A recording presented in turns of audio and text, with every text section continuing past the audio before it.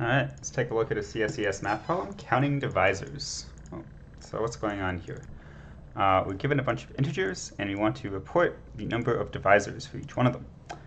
So for example, 18 has 6 divisors, 1, 2, 3, 6, 9, and 18. Right? A divisor is just something that evenly divides the number. Right? They come in pairs. 1 times 18 is 18, 2, 9, 18, 3, 6, multiplied to 18. So anyway, we're just given these integers, and we want to find the divisors. So the most obvious, so the like very simple way to do this, which is too slow, is just loop over every number, right, up to, the numbers up to 1 million. That's going to be very important. If the numbers were bigger, this problem would be much harder. But like you could loop through all the numbers from 1 to 1 million, see if that evenly divides it, and count the factors. That would be like 10 to the 12 operations. That's much too slow. A cleverer thing you could do is loop only up, right? For every number, loop up to its square root, because they come in pairs like this, right? So the factors come in pairs that multiply to the number, and one of the numbers in that pair must be less than or equal to the square root. So if you just enumerate up to the square root, you can find all of the factor pairs, right? Because you find all the factors less than or equal to square root n, and all the other factors are like x over that. So that would give us like an n root n solution, which is about 10 to the 9 operations, which is okay. It might pass. It's very tight. But actually, there's an n log n solution, which involves inverting. Instead of looking, given a number, what are the factors, we say, given a factor, which numbers is it a factor of? So let me show you how that works.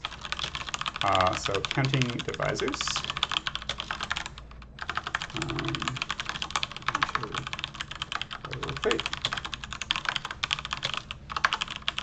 We're going to use vector here. Show you how. So this is going to count for every number how many factors it has.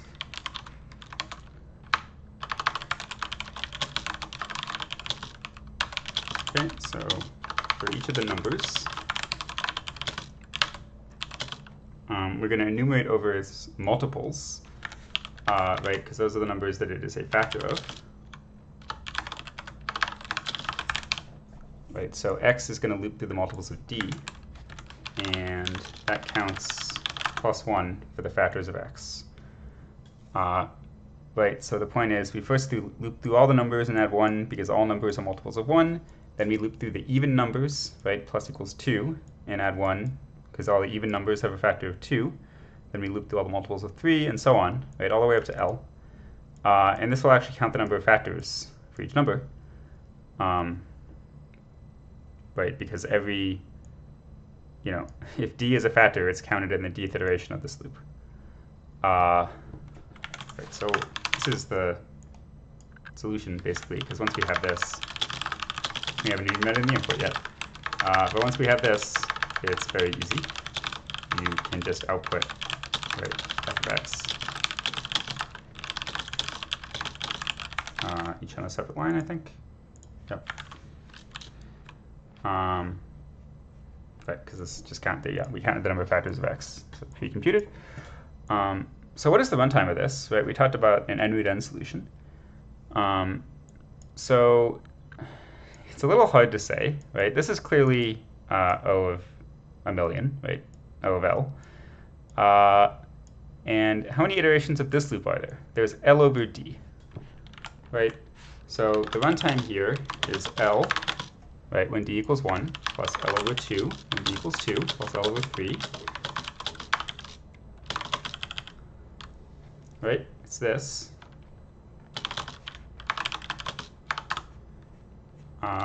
Which I got a factor of L.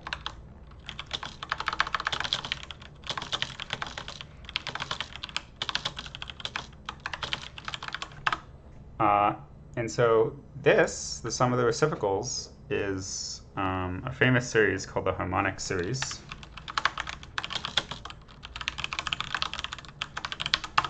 And a nice fact to know about the harmonic series is that it's approximately equal to, it grows at log speed.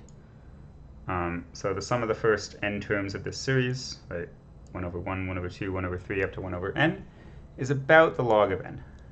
I'm not going to prove that. I'll just tell you that. But yeah, it's a good fact to know.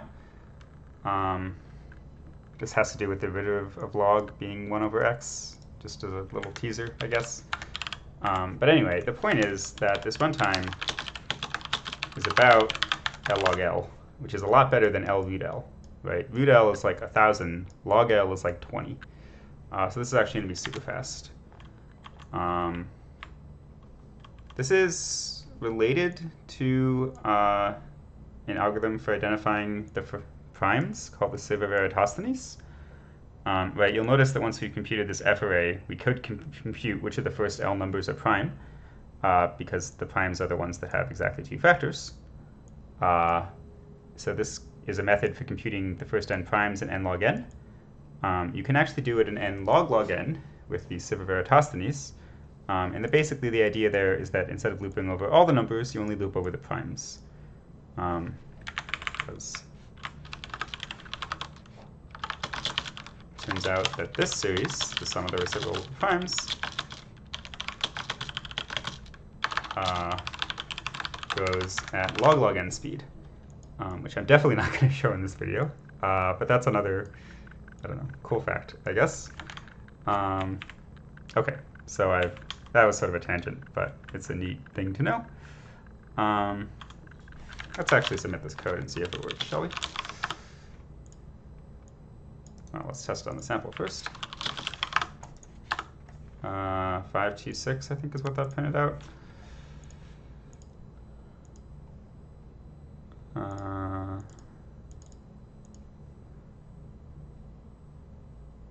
Cool. So yeah, that's the problem.